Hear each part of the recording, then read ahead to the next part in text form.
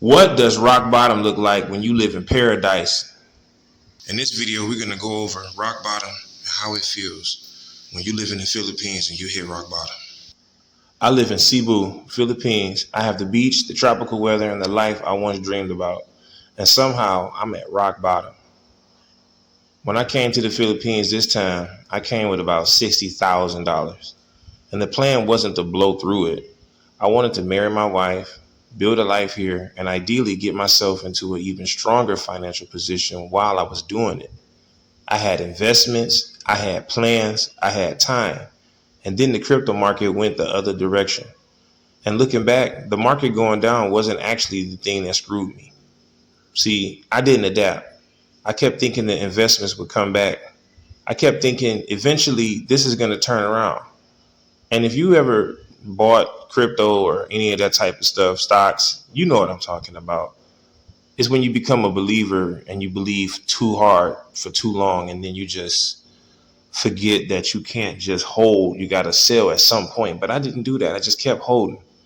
And instead of aggressively changing my strategy when the environment changed, I basically wrote it down.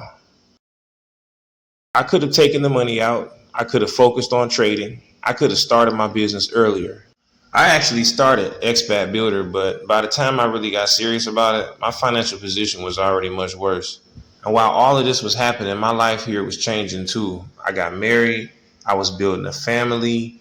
I was getting used to a completely different environment and a completely different life. And I think I underestimated how much that it would affect my ability to focus. I also moved away from Cebu towards Tolo Tolo. This is further closer into the province, not in the city anymore. The reason made sense on paper. It was cheaper and it allowed the kids to stay in the school that they was already attending. I thought I was making a smart financial decision, but there was a problem. I wasn't really living the life that had attracted me to the Philippines in the first place anymore. I was further away from the atmosphere I loved, and instead of adapting quickly, I took too long. I kept waiting on the old plan to work, and while I waited, the money kept disappearing. And eventually you reach this weird point where you look around and realize, like, how the hell did I get here? I came here with 60K and somehow it's gone. Not because somebody stole it, not because one catastrophic thing happened, not because I had absolutely no options. That's the part that bothers me the most. I had options. I could have changed course earlier. I could have pulled the investments. I could have started building the business sooner. I could have focused harder on the things that I already knew how to do. I could have recognized that my environment had changed and adjusted to it, but I kept waiting. I kept thinking the thing I was already doing was eventually going to work.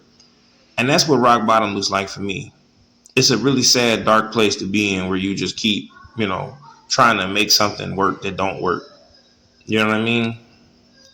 It's not necessarily having nothing. It's realizing that you have had opportunities to change directions and you didn't take none of them.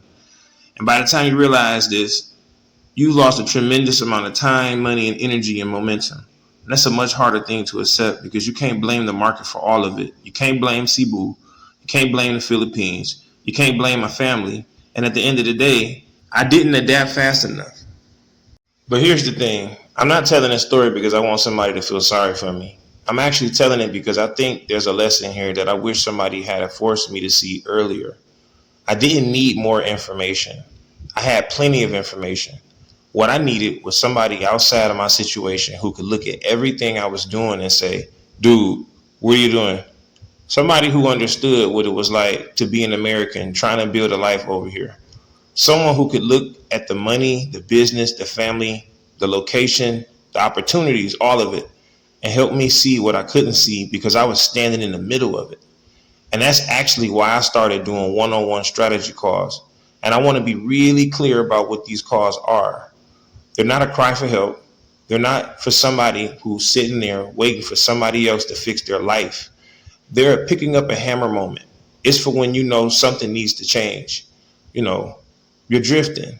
The plan isn't working anymore. And instead of waiting around a year and hoping things magically turn around, you decide, I'm going to do something about this now. That's what I wish I had done because I can't get that $60,000 back. I can't go back and make all of those decisions differently, but I can make sure that I don't make the same mistakes twice.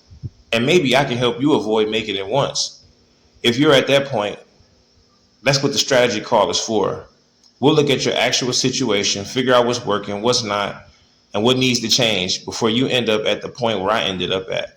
Because sometimes you don't need another year to figure things out. Sometimes you just need somebody to look at your situation with you and tell you the truth.